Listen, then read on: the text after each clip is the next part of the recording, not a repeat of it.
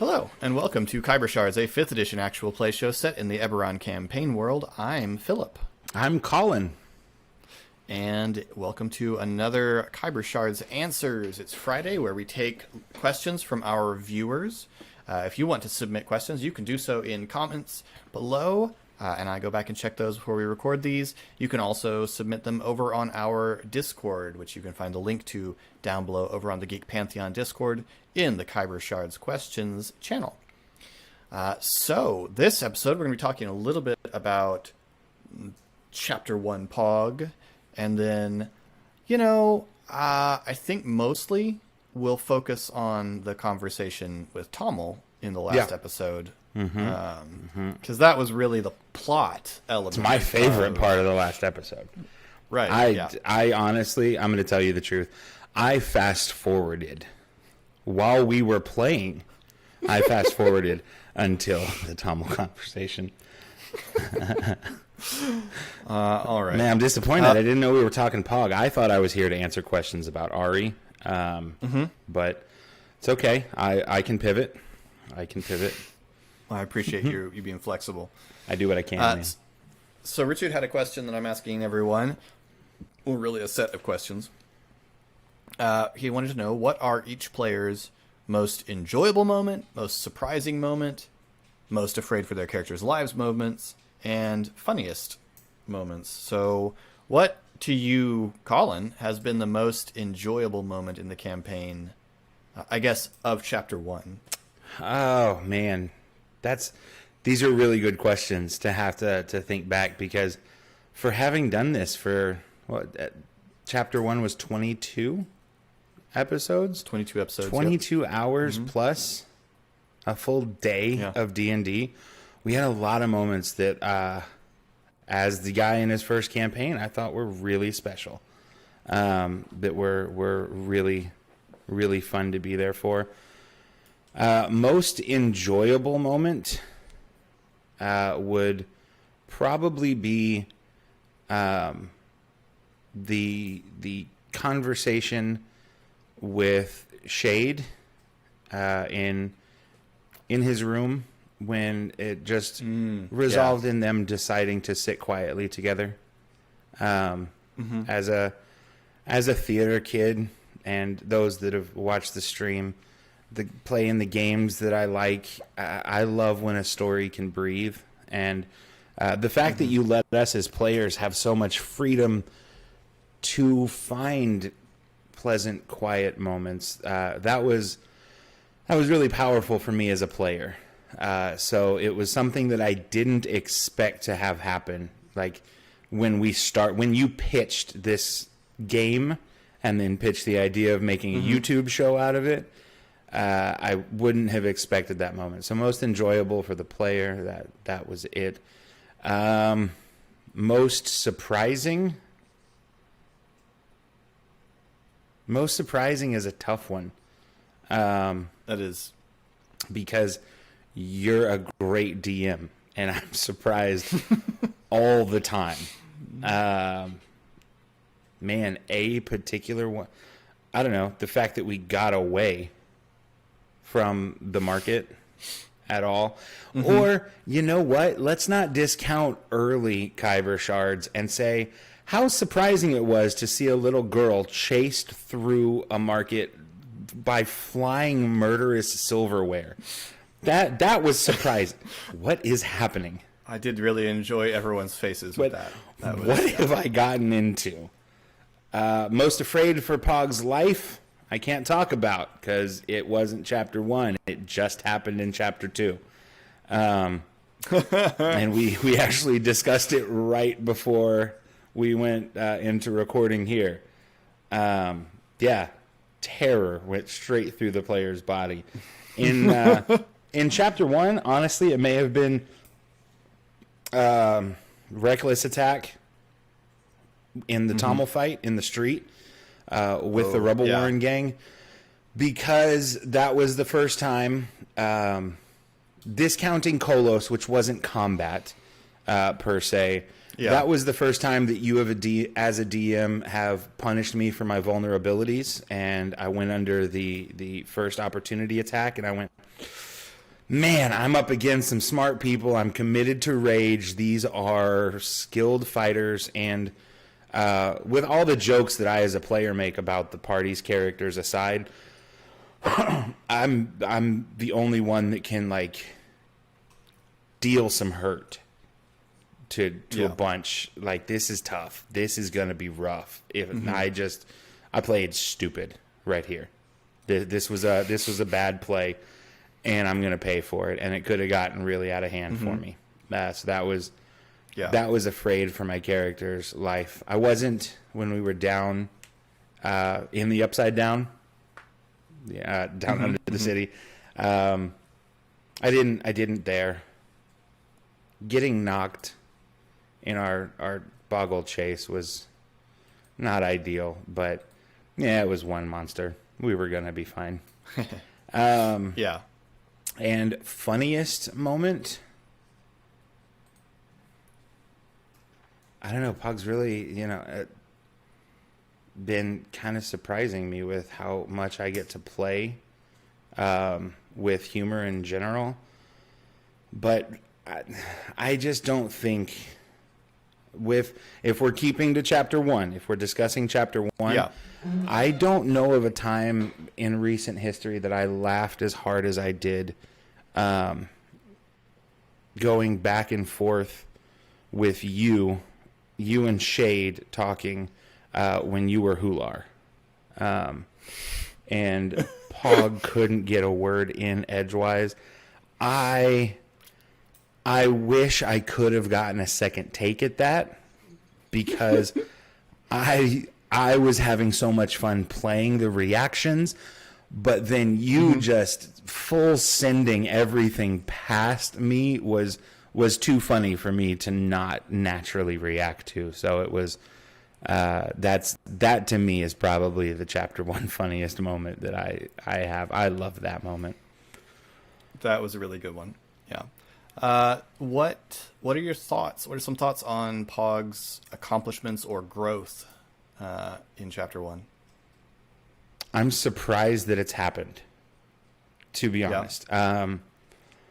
As I previously have said, I kind of wanted to be just the lovable oaf, and I have found a lot of room for more depth than I expected. We've had conversations about where that depth comes from, but man, and again, I'm very happy with the way chapter 2 has been lining up to show a lot of that growth. We can't avoid talking now about the fact that we have seen the date episode. We've seen a Pog who, while asking for help, also is a man of action. Who's gonna, state an intention and go for things. And then, with no spoilers, we also I've gotten a chance to see the side of him that has opinions, and he's grown into finding his value in the group, and believing that there's never going to be a Pog, I don't think, that believes he knows what's right, that the right choice. He's always going to be someone that leans on his friends. But seeing him as someone who has started to realize he's not dumb, I have feelings, I have thoughts, and it doesn't feel good when those are treated cheaply. It's been very satisfying to get to watch him become a lot deeper than I expected him to be. Cool. I have really enjoyed seeing where the nuances that aren't there when in the, because we gave each other sort of the little elevator pitch of the characters at the beginning. But as we discussed in all the character intro episodes, you don't really know who the person is till you play in their headspace for a little while. And that's been true of every D&D character I've ever played as well. And it is fun to find the areas where they are very different from what you initially thought they were, as well as the places where what you did think they are just comes out differently than you thought it would. Yeah. I think what's been really fun is to get to play someone who is a part of a group while they discover that they deserve their place in it. From starting to have that kind of fortunate to not be alone feeling to now going, no, I belong here. We are supposed to be together, the four of us. There's, we're lucky to all have each other. No one of us is, fortunate to be shuttled along in the group, and that's been really satisfying to find that confidence in the character. Yeah. And then we've kind of just been discussing this, but Richard's other question was, are your characters taking a developmental direction that you envisioned when you first created the character? And if not, at which point did this new growth or development path begin? So we've kind of been just talking about that. Yeah. And it's tough to answer if we're not going to get into chapter 2 and not into things that haven't happened yet. But there's kind of a Spider-Man without Uncle Ben thing happening of, discovering his power is giving a sense of responsibility. And it's going to go back.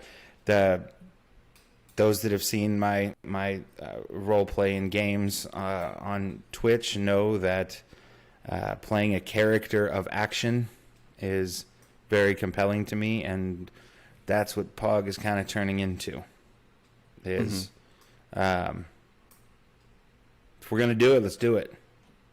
Kind of an attitude, which when we discussed early on that I wanted to play someone that was just getting into the thick of it. I wanted to be fighting. It's kind of fun to see a character kind of burdened by their fighting develop this early. Like, this is what I wanted. Let's do it. We have to do it. Yeah. And that's been a fun development in character direction for me. As to which point in the story it began, that's a good question. I think it's been a slow build since the Boggle. Yeah. And where we're at now, it's just kind of coming to a head for him. So I guess I would say the excitement of that, and then also let's be honest, the violence of being with the Rubble Warren gang, that was very real. That was a substantial amount of danger, and the Rubble Warren gang is really who we talked about Pog having been at a young age. The idea of glory, the idea of adventure. And it can kill you. And Colin can make fun of Eric all day long, but dude, Ari went down twice. That's not okay. That's not all right. That's a scary thing. When you actually put the thought behind that. We saw a woman that we had rescued fighting for her life on the ground.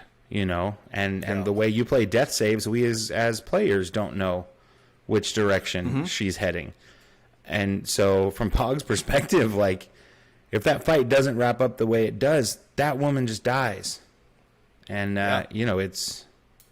we're now all of us, it's not a staff and a spell book and a coin purse being purloined, like, Tommel's out here killing people and cool with it and saying, we're going to kill more. Then we can have Tommel apologists all day long, but the way that conversation played, Tommel's going to kill kids. He'll pick them off one at a time to get what he wants. At least that's what he's comfortable with having be his perception. You know what I'm saying? Like, this isn't fun. This isn't lighthearted stakes, man. Things are escalating, and if it's going to be our home, we got to get involved. We said that in the treehouse. We said that, and that I think that's the moment that it was fully realized. That's cool. Yeah. This is fun. I've got one here for you. Eric asks in the Discord, what percentage of giant that Ari has learned is correct?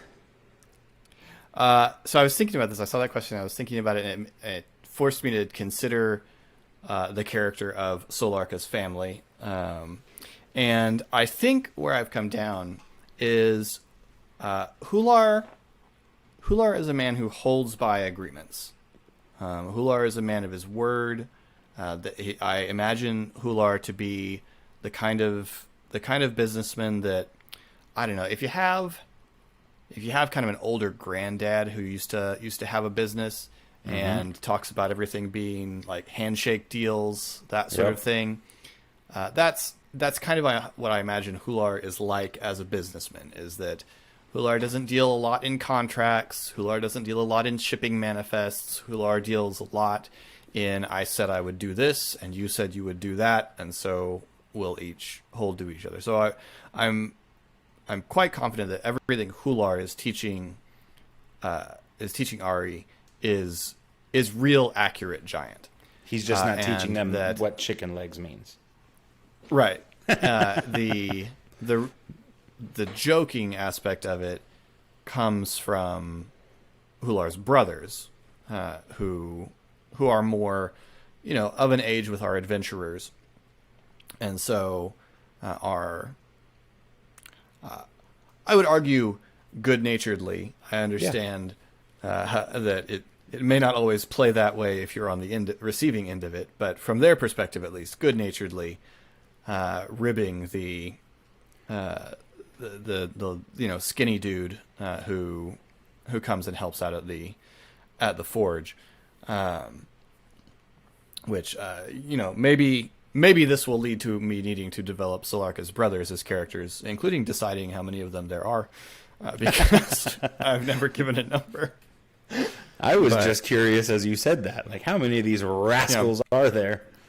Yeah, I'll probably need to decide what portion of Hular's family and to what extendedness works at Black Iron, because I very much imagine it to be an entirely family business.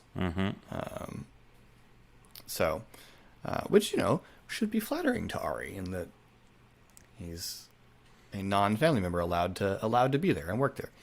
When you're in high school working restaurants in San Antonio, it's like having all of the people in the kitchen tell you what to say. Hey, say this in Spanish. And then afterwards they tell you really what it means. It was just very funny to get you to say it. Like to have me say the dirty thing, to say the wrong thing, or and then tell you your mistake. It's still an education. This is a super dated reference, but you remember at my big fat Greek wedding? Her brothers teaching her fiance terrible Greek. Yep. Yeah, it's that. It's to me. You heard it here first. Khyber Shards inspired by Big Fat Greek Wedding. My big fat D&D campaign. my big fat Goliath blacksmith shop. Yeah. To figure out what universal remedy Hular puts on every injury, which is the Windex of Hular's world. Anyway, so long way around to say, everything that Hular is teaching Ari is correct, and most of what Ari would be picking up from her brothers is correct. There are some specific things where they're just screwing with him, and that largely came out of me and Colin and Eric have been friends forever, and so I know it was a delight for me and Colin to enjoy Eric's expressions as we played with him. His frustratingly silent responses. Hey, so I have a question about mechanics now that we're talking, that I don't know if this is something that is pre-established or that you and Eric would have to decide, but if you're learning in that format, will he gain the ability to read Giant as well? Is that how it works when you learn a language, is speaking, hearing, and reading? That's a really good question. I think per the way that the downtime exercise is given, you spend 7 weeks, you spend a ridiculous amount of gold, or you spend 10 weeks minus your intelligence modifier. You spend a ridiculous amount of gold, and at the end of that, you have the language on your sheet, and therefore you can read and write it as well as speak it. I will probably play, just in the narrative, play it as a little more gradual than that, because of course no one actually learns a language in 7 weeks unless you're some kind of savant. And this episode of KSA brought to you by Rosetta Stone. Right. Unless you use Want to learn a giant in 7 weeks. We have an ad read now. Right, yeah. I'll probably play it a little more gradually than that, of Ari being able to comprehend a little more and more as we go. The reading of it, I'm not 100% sure how I would play that, because I don't want to, on the one hand, I don't want to rob Ari of any of the benefits of this downtime activity, because, he is spending effort into it, and he gave up the opportunity to make any money with his downtime in order to do it. So I don't want to rob him of the benefits of that, but it does seem to me silly that you would just immediately be able to comprehend the giant runes that are written all over the dungeons that you guys are going through, that sort of thing. So I'll probably play it a little more gradually than that, but yes, Hular's literate, and there would be written elements and reading elements of running the blacksmith's forge, just not nearly as much as you would get in a classroom setting. So it's much more immersion learning. But yes, eventually he will be able to, but I'll probably make it a little more gradual than just we get to the end of 7 weeks and bing. I know Kung Fu. Right, yeah. That's from The Matrix for all you kiddos watching right now. Only 21 years ago. Wow. Yo, no. It's 2000, right? Is it 1999? Oh, my God. I don't remember. It's from 99. Is it? Then it's 22 years ago. Oh, my God. Yeah, that's rough. I regret that reference because my mortality came attached with it. Oof. Wow. So, Laura and Mia both... Hi, Mia. Very, very badly want to know how Pog and Solarka's second date went, because they were both distressed that I declared that I wasn't going to roleplay every single social encounter between Pog and Solarka, so that this show isn't just about Pog and Solarka, because, yeah. Anyway, they want to know how Pog and Solarka's second date went, and whether or not they kissed, because apparently there were lots of people screaming at their screens for Pog to go for the kiss at the end of the date, at least based on Watch Party that I was in the chat for. So, yeah, I mean, this is an interesting conversation for us to have. I guess part of the question is, in this sort of interaction, how forward do you think of Pog? Well, Pog stood Solarka up and is now living a life of celibacy. He's a monk. I'm just kidding. Okay, so this is a very interesting point for me because, again, as the rookie D&D player here, I don't know what the protocol is for how you discuss an evolution in a relationship between a PC and an NPC in non-played times. But I'll tell you this. It wasn't the right time to kiss Solarka. The end of that date was not the right time. Some of I have had, for being as single as I am today, I've had a lot of first dates. And all of them have had an opportunity where you go, this could be the kiss. And I only regret the nights that had the kiss that didn't work out. The ones that had better dates afterwards that didn't have the kiss of the first date, they were so much better dates in retrospect. It's delayed gratification is not a fake sensation. But I'll also tell you this. Date number 2, Pog's not after date number 7, number 8. Pog's not going to be the one that knows when it's time to kiss. Pog has wanted to kiss Solarka since the player here and since you guys watching were introduced to her. I don't know where that inspiration came from. I thought it would be fun to be Twitter-pated with Solarka. And the more that our interactions grew and she was referenced, it just seemed kind of fun for there to be a crush character. So it's always just kind of that scratch in the roof of your mouth that, just can never quite heal, is the crush for Solarka. And in my mind, and again, I don't know how we go about establishing these things, is to debate back and forth, because you know Solarka better than I do. I'm pretty sure that if we went to dessert again after dinner on the 2nd, I think our boy Pog would have tried to maybe hold a hand. And no arm around the shoulder, because we're both substantial creatures. And that's a strong physical gesture. I think it would have been that very 6th grade kind of back of the hands rubbing, and then maybe the slip under for a mittens.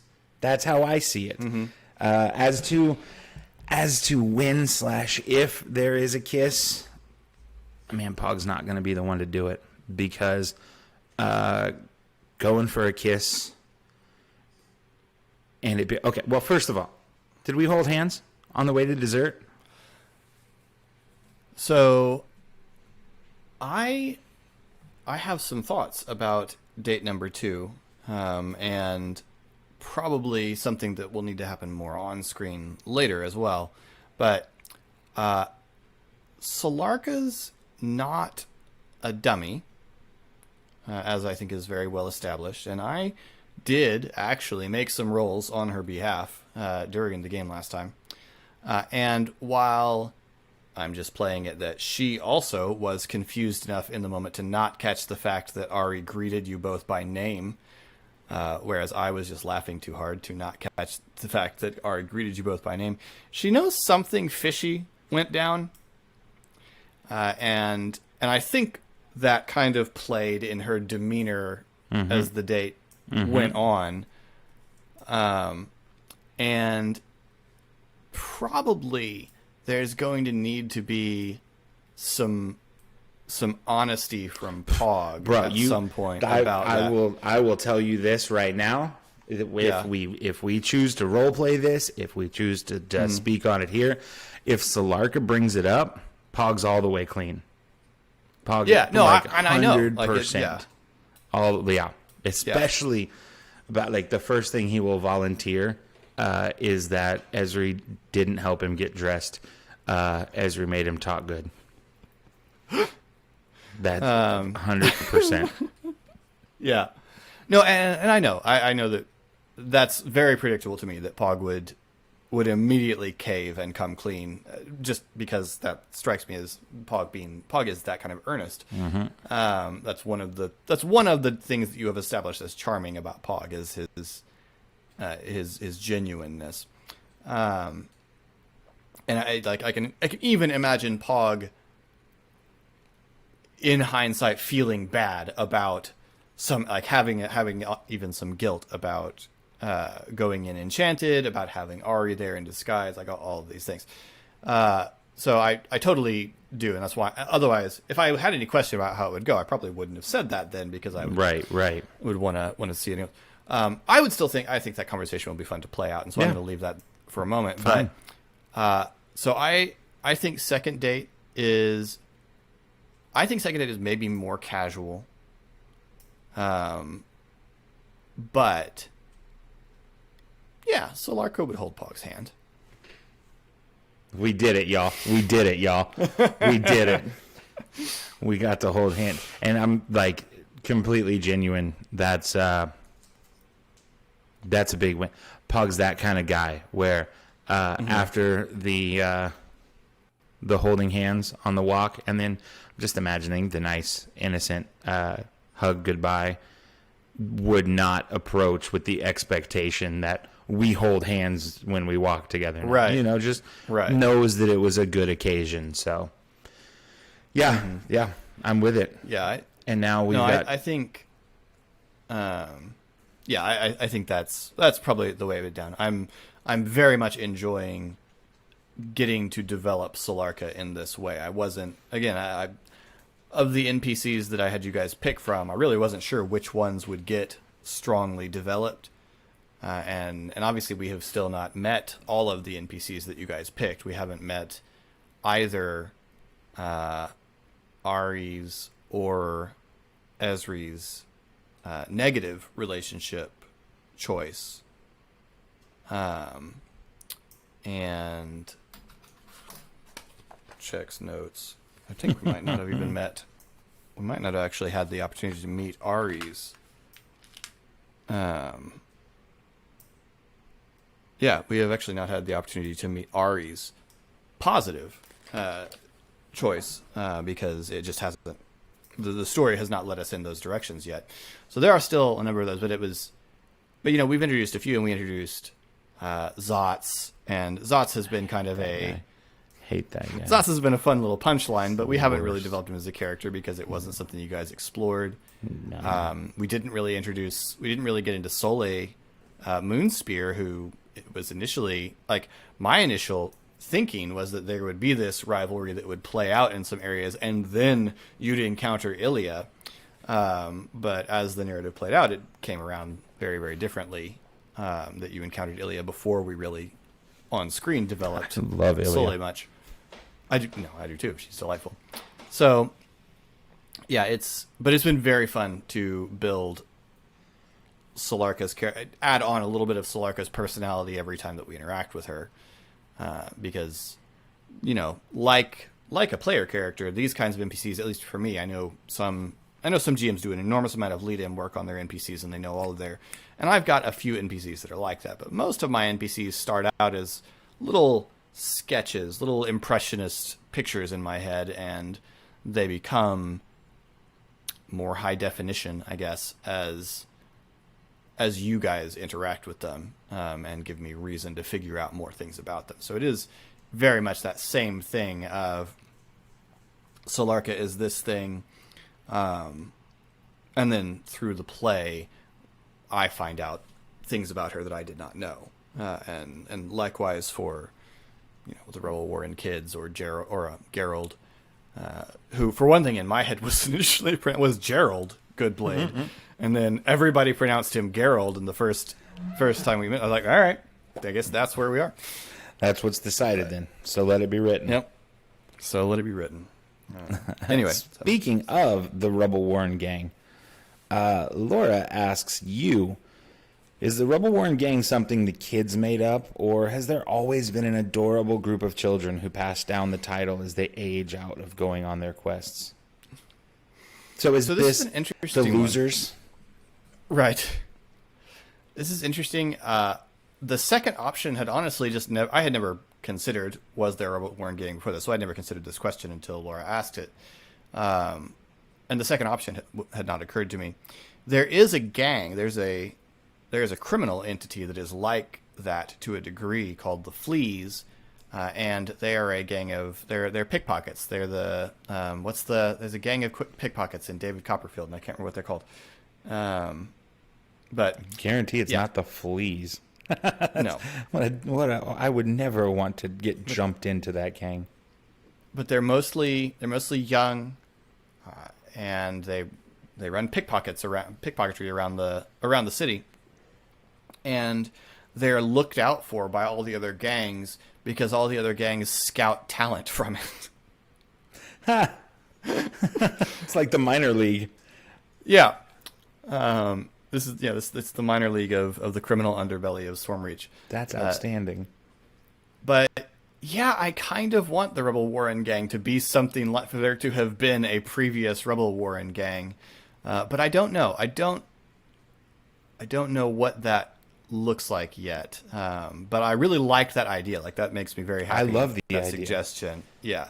So I'm going to say there has been a Rebel Warren gang before, but I don't know how formal the passing down is. I don't know whether this is like a Big Brothers passing, their toys and their games they loved down to their younger siblings, or if this is just a local thing where as kids age out, the rotation just shifts a little bit Right. at a time as kids get too old to want to do it anymore.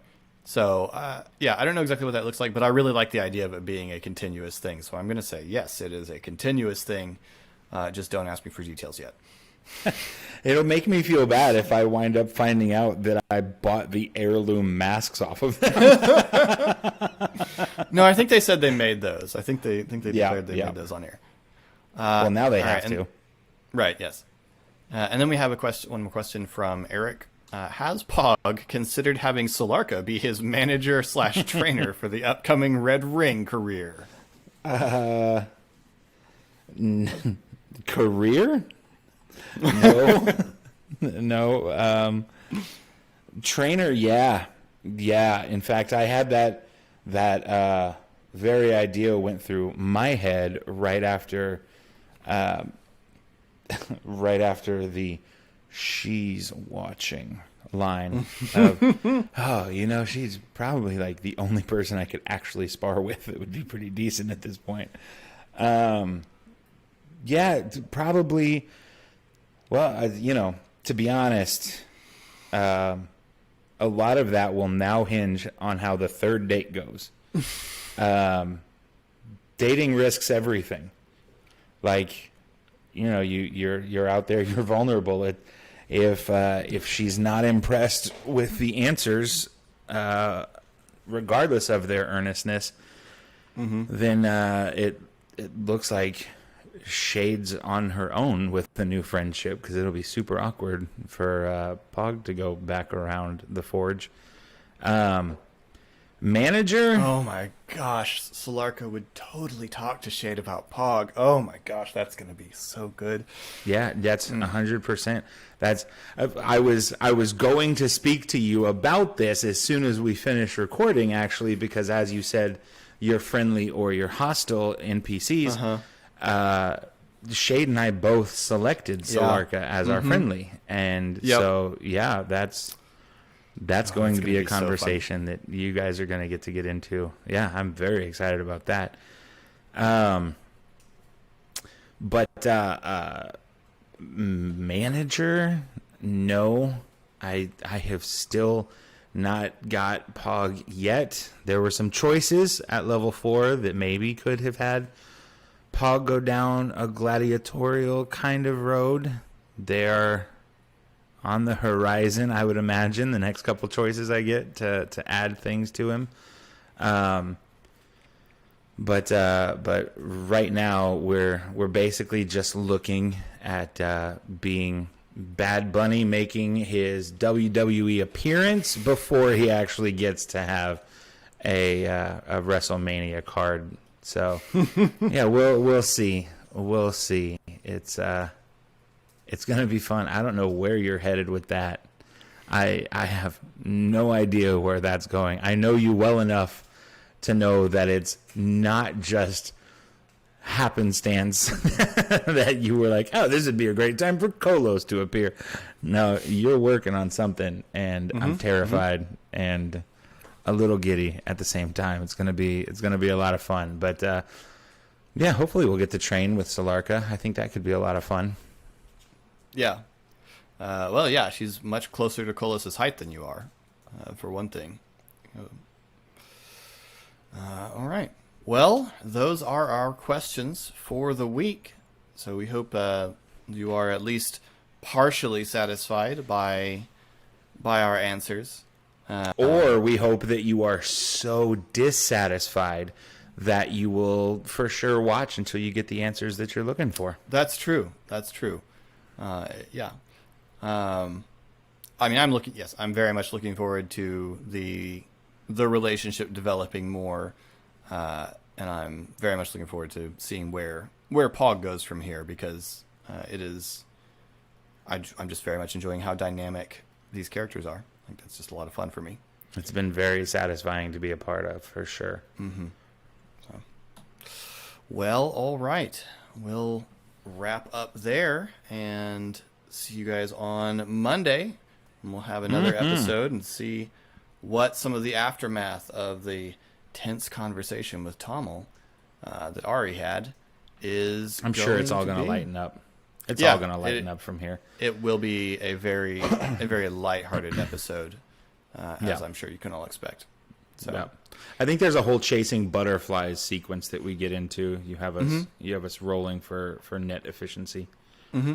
Yep. That's absolutely. not what happens, you guys. That's not what happens. It's not.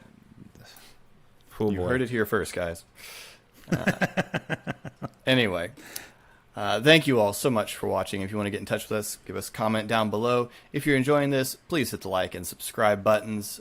It is all in the name and favor of the almighty algorithm. Praise them. You can also see Colin's stream over on Twitch at twitch.tv/sorrybtr, the O being a 0, whenever his life allows it to, so be sure to hit the follow button so you will be notified, and his stream is delightful. So it's a pretty good time. I hang out there a lot. Yeah. So I recommend it. I occasionally hang out there, not super often, but every now and again. It's true. It's true. But anyway, thank you all so much for watching. This has been Khyber Shards. I'm Philip. I'm Colin. Thanks for rolling with us.